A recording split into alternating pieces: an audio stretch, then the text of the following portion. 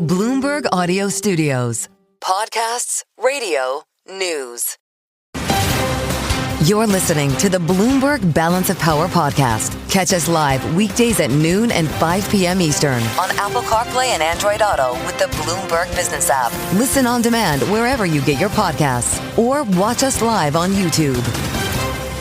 Yeah, you're halfway through the week and not a lot has changed. The government's still closed. The Fed's still expected to cut. All that will unfold today in real time, and we'll do this together. Of course, 2 o'clock is the magic hour here. Our special coverage starts at 1:30 p.m. Eastern time.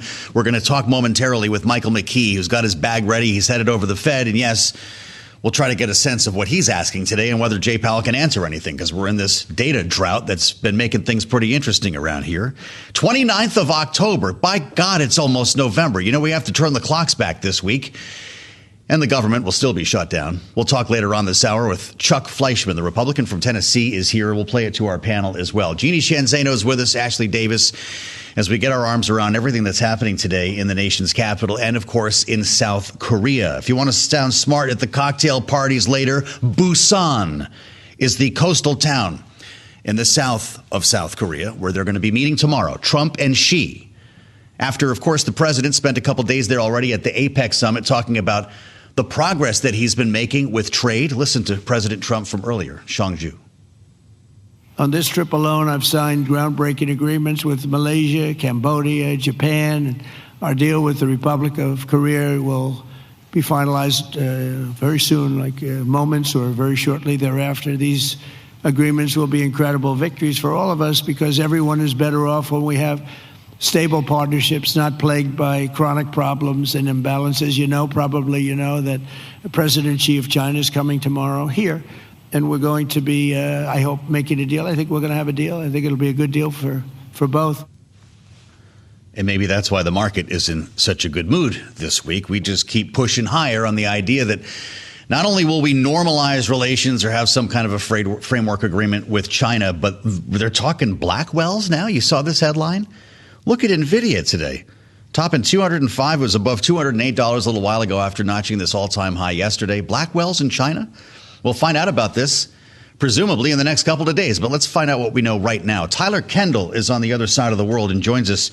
She is traveling with the president right now, joins us from Jeonju, South Korea, where the APEC summit is underway. Tyler, what's going to come from this meeting with President Xi, and what has Donald Trump accomplished already? Yeah. Hey, Joe. And Charlie said welcome back. So I say welcome back as well. There's a lot on the agenda ahead of tomorrow. Now, of course, we know that the top line that we're widely expecting is that there's going to be an extension to the trade truce that's currently in place. And we're going to see a pullback from some of the escalating tensions of the past few weeks. That includes China, which, according to sources telling us here at Bloomberg, importing their first shipments of U.S. soybeans so far this harvest season, though relatively it appears to be a small amount. We'll see if we get any other information on just how much of these U.S. soybean supplies they are going to end up taking in. Also, we heard from the Treasury Secretary earlier this week that China is now backing off and delaying its intended export curbs when it comes to critical and rare earth minerals. These sorts of headlines have really been dominating the conversation for the weeks leading up to this meeting. The U.S. itself taking off the table some of its own proposed restrictions, but not yet implemented. But then, Joe, we've sort of gotten this development in really the last few days that it does seem like we could potentially get some other tangible deliverables out of this. We're going to have to see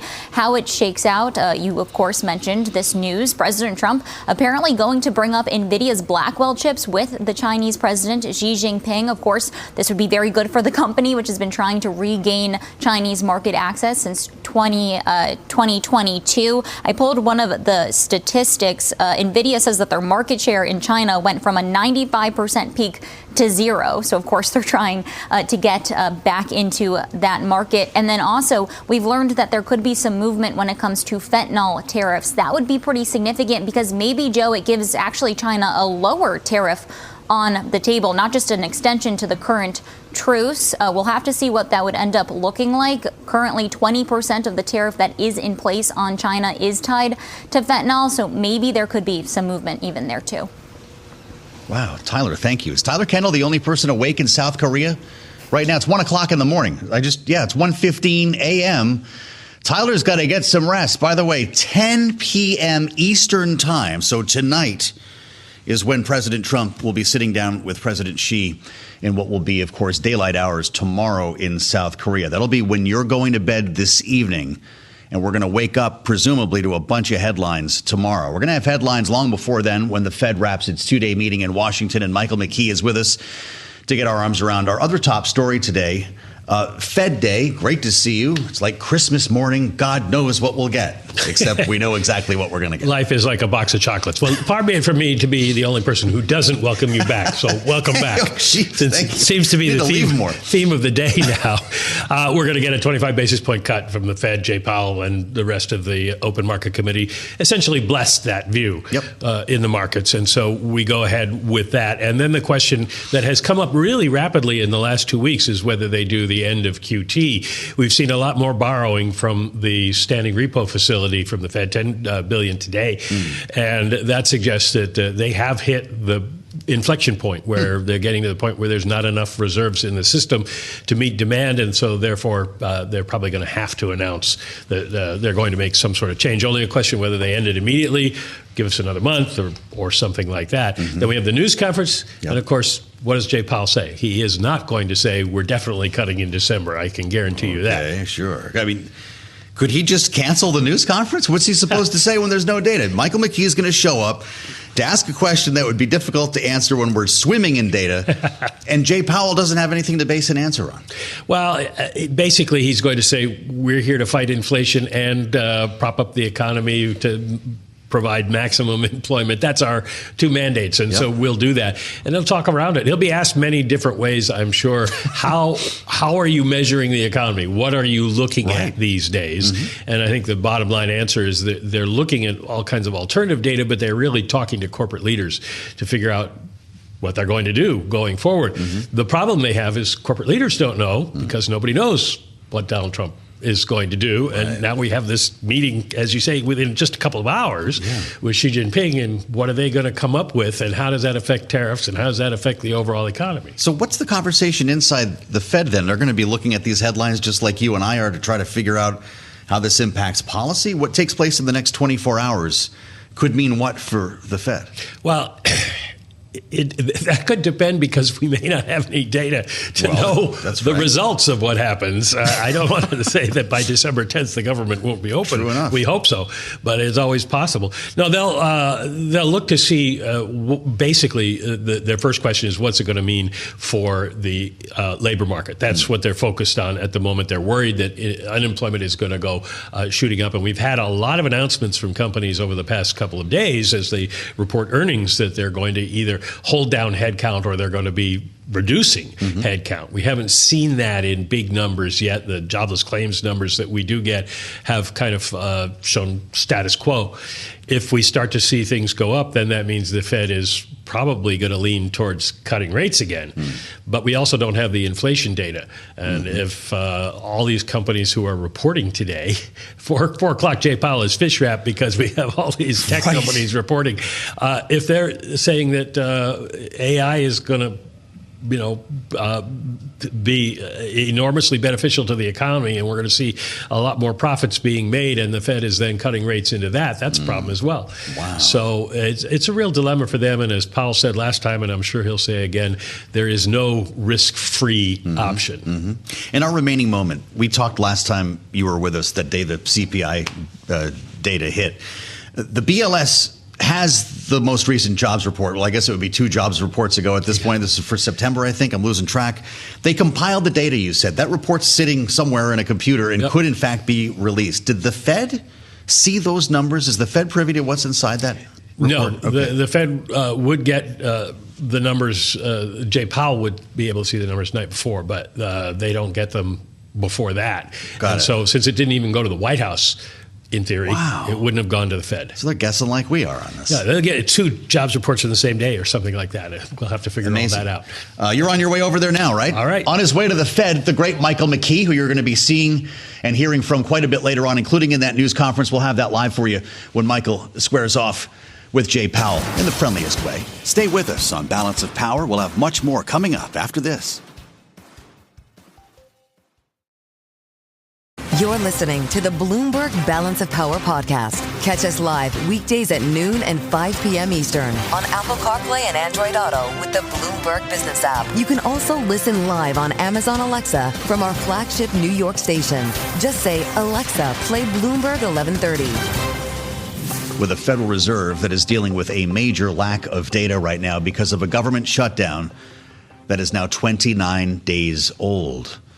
This is what we're going to be talking about with the senator from West Virginia in just a moment. Shelley Moore Capito is with us, knowing that the House is out of session, the president's out of the country, and the latest voting in the Senate yesterday, number 13, lucky 13, the same as the first 12. The clean continuing resolution that Republicans passed in the House failed again.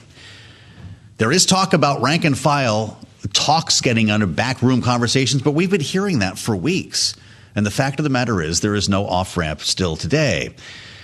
So it won't take that much more to set a new record. The record is 35 days in the first Trump administration. Then again, that was a partial shutdown. This is already a record full shutdown. And there's going to be an attempt to vote on some legislation. There's a Democratic version, actually a couple of Democratic versions, and then there's the Josh Hawley version to fulfill SNAP benefits for the month of October. On the first, this is food stamps. We talk about SNAP. Food stamps will not be funded any longer, and many thought this would be an inflection point to potentially break the logjam. Doesn't sound like it, as Chuck Schumer, the Democratic leader in the Senate, was discussing earlier on the floor. Listen. The bill is simple, it's moral, it's urgent, and ask John Thune why he won't put it on the floor. He decries the fact that SNAP benefits are cut off. He knows the money is available. He knows there's broad Republican support for it, and he doesn't put it on the floor. He's afraid of Trump. So this doesn't sound like it's getting any better.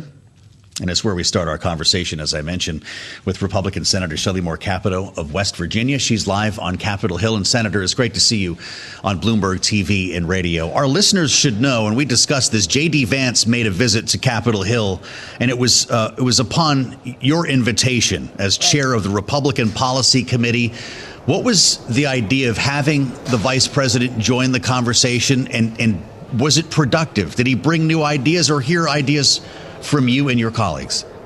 Well, it's always productive to have the vice president. He's such a great leader, and he's obviously knows everybody, all the Republican senators, because he was one just a short time ago. And so we have a great personal relationship with him. He came on the heels of his visit, obviously, to Israel, but he wanted to reemphasize that opening the government is the most sensible, easiest, sanest way to begin these negotiations after we open the government. So he's very supportive of the position that many of us have taken, and I think he feels as strongly about it as we do. He also talked about tariffs. He reassured us that the president is moving forward in a very measured way to make sure the American worker is getting the advantages from tariffs, and the deals that he's been solidifying on his Asian trip with Malaysia and Cambodia and others are going to really enhance American manufacturing. And then he talked a lot about chips and the situation with China and special metals and all of these things. So it was a comprehensive visit, but I think it really reinforced to me anyway that we have ourselves set on a path, this country on a path to really bring more prosperity to the American worker, and that's a very uniting principle for us. I don't know if you got into the idea of SNAP benefits expiring, Senator, but you might have heard me refer to some of the legislation that has been put forth with 3 days here until assistance programs run out of money. What do you think of Senator Josh Hawley's idea here to fund SNAP? I know there's a separate version in the House that Representative Bresnahan is working on to fund the WIC program. Should we be entertaining these ideas? Or does that create a scenario in which you're picking favorites? Some people are getting paid, others are not. Some programs are being funded, others are not, when we should simply be focused on reopening the government?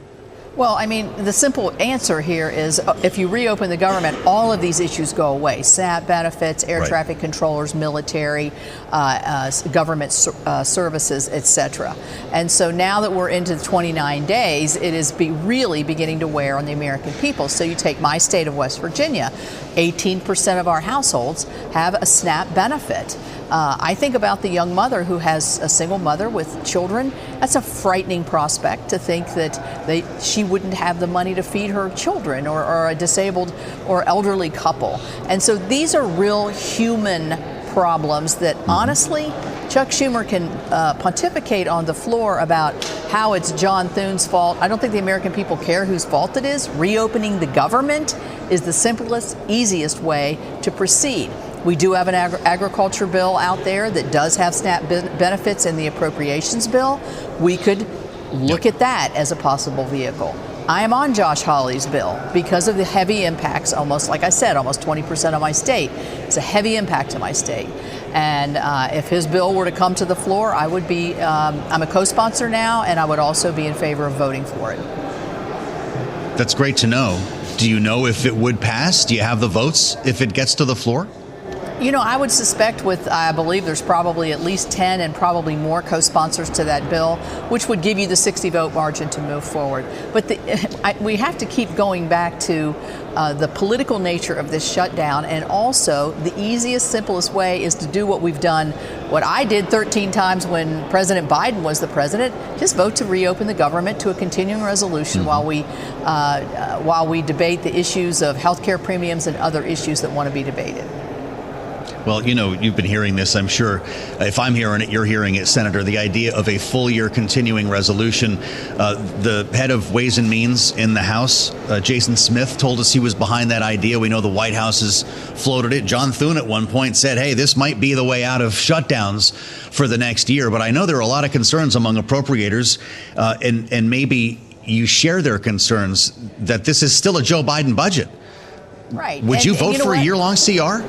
You know, I'm going to leave that to see if that's an option. I don't know where we would be to have to make that vote, but I'm an appropriator myself. I'm the chairman of the Health, Education, and Labor Subcommittee, enormous appropriating for the year. I want to have President Trump's priorities in the appropriations process. I want to have my priorities in the appropriations process. I don't want to cede that to just simply what I think is sort of mindless spending in a continuing resolution here for, you know, forever, for, you know, a 13-month period of time.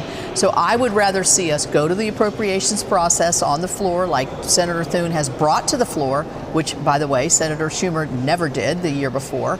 And so we can actually do the bipartisan work that we do so well on appropriations. That's the preferred route. If we can get 7 or 8 of these bills over the threshold, and you may be rolling your eyes thinking, how could they possibly do that when they can't keep the government open?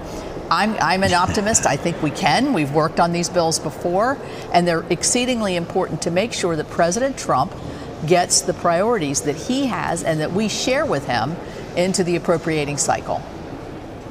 You're on half the committees in the Senate, of course. That includes Commerce. And I'm wondering your thoughts about what's going to happen with the FAA here, Senator. The TSA, I realize, is a slightly different matter here, but everybody is working from the air traffic control tower down to the security checkpoint in the airport. They're all working without pay right now. And at some point, based on what we're hearing from workers who are at 60 hours a week, they might have to look for other work. The unions might decide to start doing sick outs or walkouts. If we start seeing massive cancellations and delays, and I know we're already getting a taste with some of the ground stops that have been happening around the country, is that what shakes loose a couple of Democrats to sign on to this CR? Or do you see it differently? No, I don't see it differently. I do think that is definitely a pressure point when you see the thousands of delays. And you also realize at what point is safety imperiled here, and that is the greater question.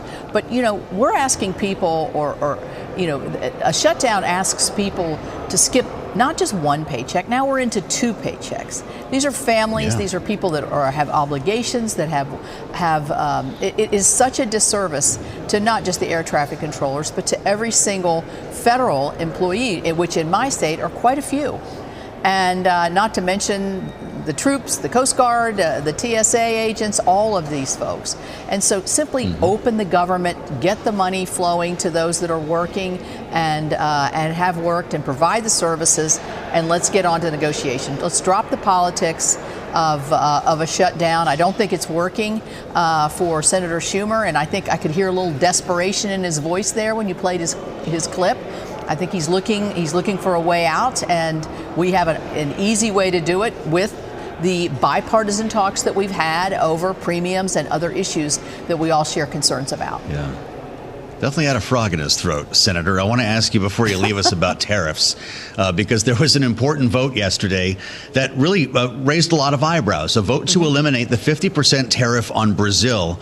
And it was a 52-48 vote. It came with the support of a group I was referring to earlier as the Feisty Five. Your Republican colleagues, Susan Collins, Mitch McConnell, Lisa Murkowski, Rand Paul, and Tom Tillis. Should we assume that because it is those five, that this is not some sort of groundswell to check the president in the Senate? Or is this, in fact, the line that has been drawn by Republicans when it comes to trade? Well, I think you see a variety of opinions. We have a lot of free traders within the Republican conference.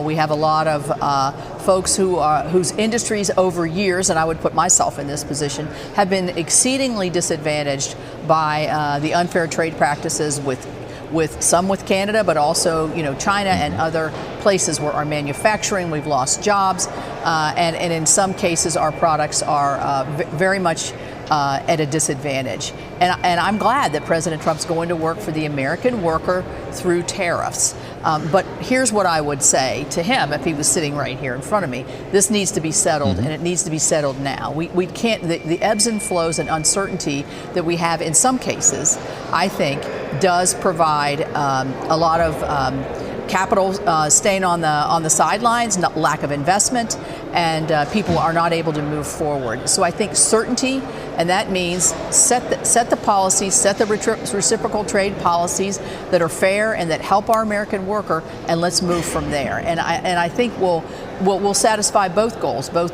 the worker goal, but also the goal of the president, for us to not be in a disadvantaged situation.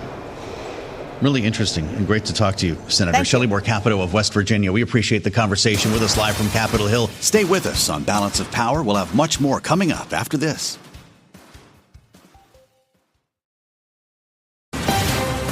You're listening to the Bloomberg Balance of Power podcast. Catch us live weekdays at noon and 5 p.m. Eastern on Apple CarPlay and Android Auto with the Bloomberg Business app. Listen on demand wherever you get your podcasts, or watch us live on YouTube.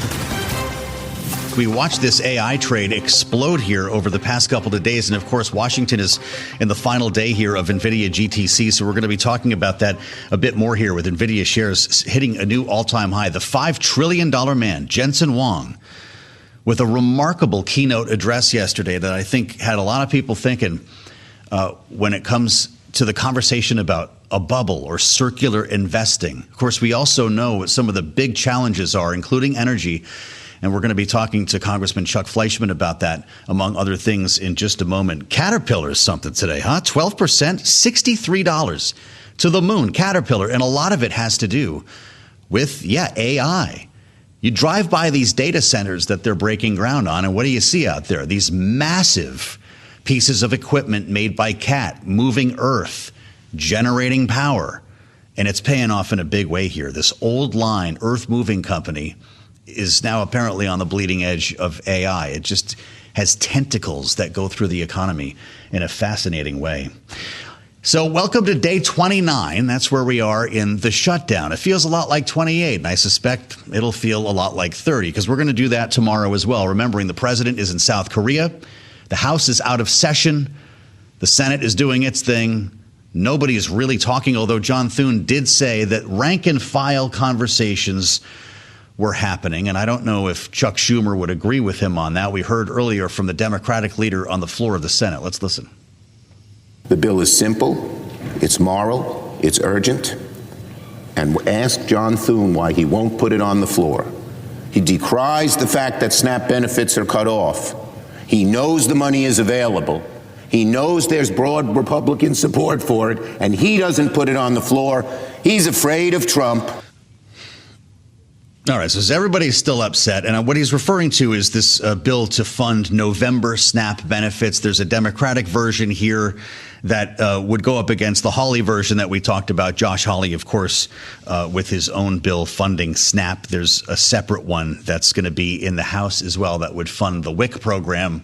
So they're continuing to vote. By the way, yesterday there was a vote in the Senate. I believe it was lucky 13 on the clean CR. It failed. And we rinse, repeat. with the gentleman from Tennessee, as I mentioned. Republican Congressman Chuck Fleischman was coming in to see us, and he's here now in our Washington studios. The House is out of session, but you're in town, and it's nice to see you. Thank you for coming in. It's always great to be with you, and yes, I am in session. I am here. You're in session. Indeed. That's all we need for the purposes I'm in session 24/7. Yeah, well, we are too here at Bloomberg. I love that. Well, let me ask you about that, and it's not where I was planning to start. How do you conduct constituent services with a staff that's not getting paid and a government that's closed? A credit to my Washington, D.C. and district staff. They show up every day, as do I, without compensation, take calls, do the best they can with what they've got. Yeah. But you're right. Most of the government agencies with whom we communicate on a daily basis are closed. However, there are several folks in the federal government working. I spoke with some folks this week at GSA and others. They're taking phone calls. They're doing the best they can, working under very arduous circumstances that they did not create. So we are working. We're doing the best we can. We're taking phone calls. But this whole shutdown's outrageous. How was it flying in? Did you get delayed? I did last night. Actually, Yeah. I was trying to come in from Chattanooga last night through Atlanta, but this morning I got the direct and made it, and just glad to be here. I just wonder to what extent we start to see a breakdown in air traffic control, because all those guys working 60 hours and gals up in the tower are not getting paid either. Are we going to set a new record? That's foregone now, right? We're only 9 days away from, or less than that, from setting a new record shutdown. I hope not, but I'm afraid we're headed that way. And to all of the federal workers, whether it's our air traffic controllers, our troops, our other federal workers, people who rely on the federal government, my heart goes out to you. My thanks go out to you. You're doing the right thing by showing up. TSA, I saw wonderful people in Chattanooga at TSA today. Under difficult circumstances, they were so nice and so cordial. They thanked me for working tirelessly to keep the government open. I voted that way. And I'm foregoing pay? Yes. You are? I Is signed every away. member of the Republican conference? It seems like I don't know. every member period might be. I don't know. Under the Constitution, we actually have to take affirmative action, which I did, and I signed before this started a letter saying suspend my pay. I was never going to be in a position where I would ever take compensation while others did not. But the member of Congress or the Senate under the Constitution actually has to tell the clerk to withhold the pay, and I did do that. Really interesting.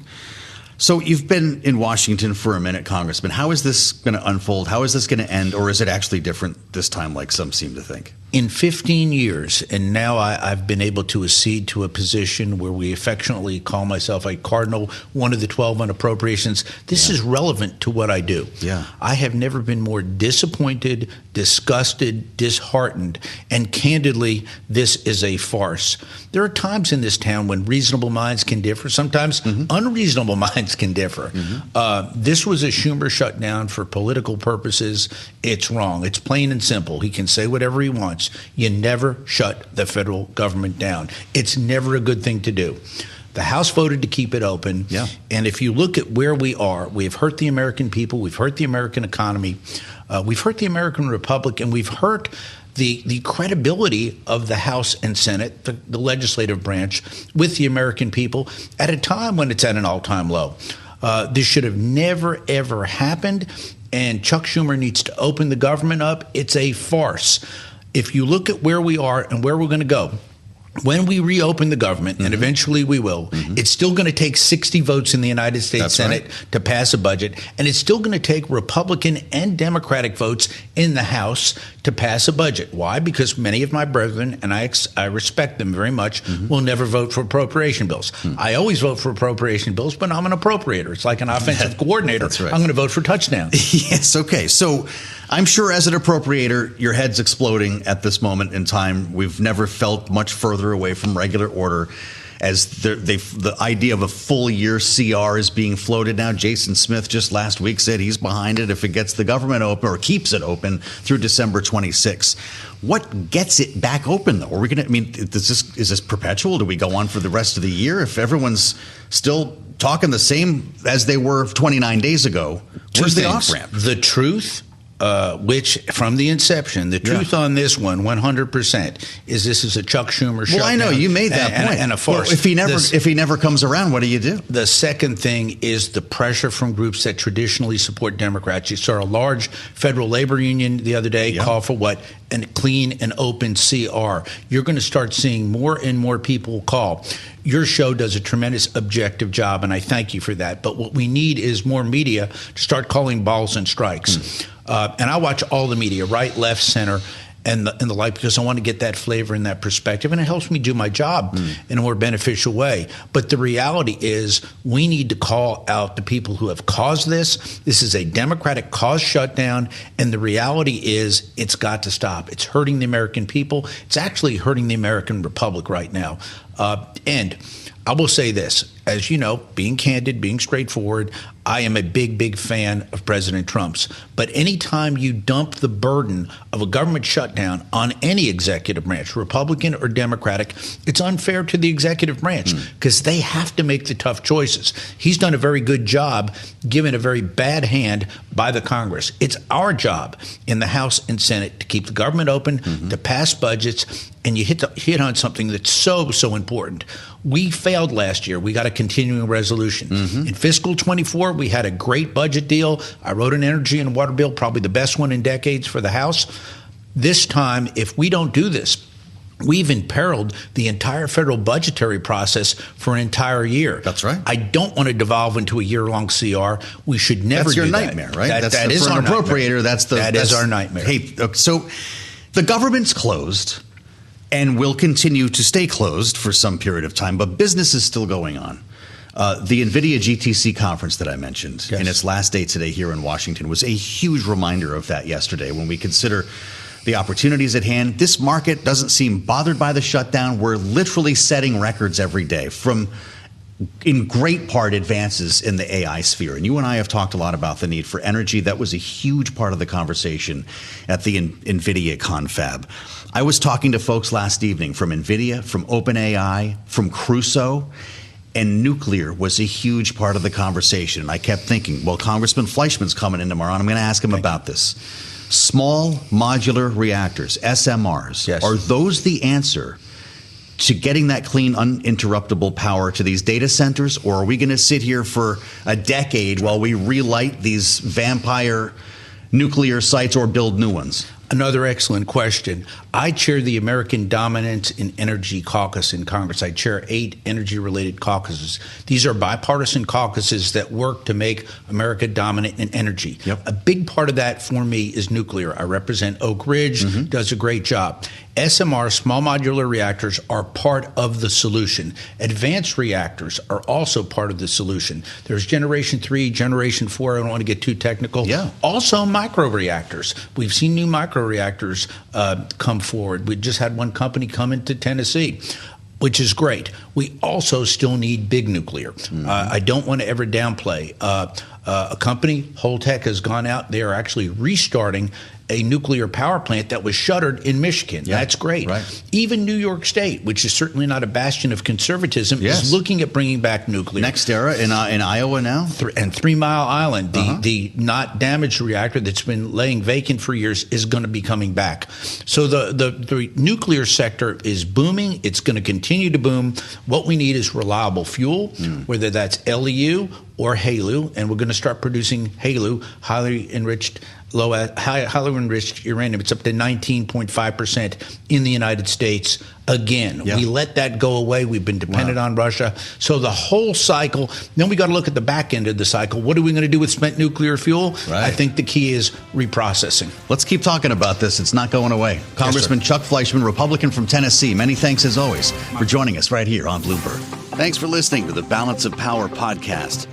Make sure to subscribe if you haven't already at Apple, Spotify, or wherever you get your podcasts. And you can find us live every weekday from Washington, D.C. at noontime Eastern at Bloomberg.com.